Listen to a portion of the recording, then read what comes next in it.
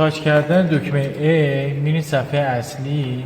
برای اینکه مقادیر لحظه‌ای رو نگاه کنین تو قسمت اینستنت دکمه رو 2 ثانیه نگه میدارین.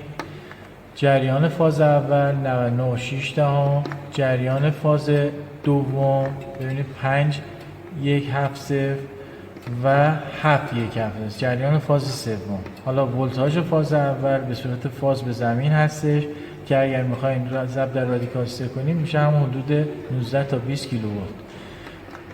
ولتاژ فاز دوم، ولتاژ فاز سوم، پاور فاکتور فاز اول، پاور فاکتور فاز دوم، پاور فاکتور فاز سوم و به صورت توتال.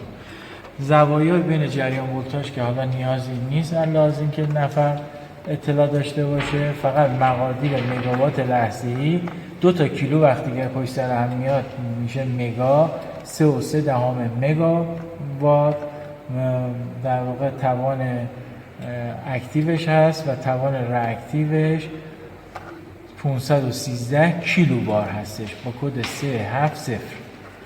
اگر یه دونه کا بود کیلو هستش، اگر 2 تا کا بود که مگا هستش. این مقادیر لحظه‌ای کنترل. برای اینکه ثبت انرژی کنین باز 2 ثانیه نگه می‌داریم، میریم صفحه اصلی تو قسمت انرژی 2 ثانیه کلید رو نگه می‌داریم، وارد صفحه انرژی میشین.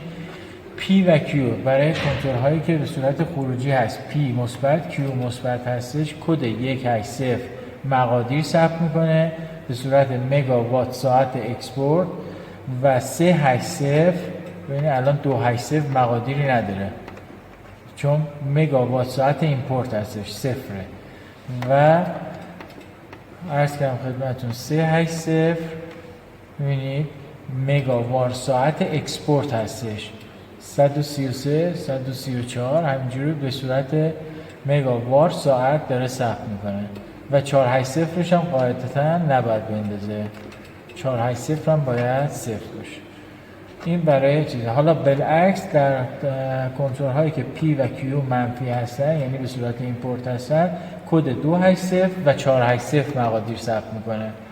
بقیه هم دیگه به لحاظ اینکه برای بررسی کارشناس باشه در واقع منوهای بعدی مورد استفاده قرار میگیره. چیز خاصی که جهت استفاده اپراتورها باشه نیستش. حالا بخواید CTPT روی کنترل هم نگاه کنید تو قسمت تست 2 ثانیه نگه میدارین 300 و 20000 به 1 300 به 1 میشه CT 20000 به 110 میشه نسبت PT.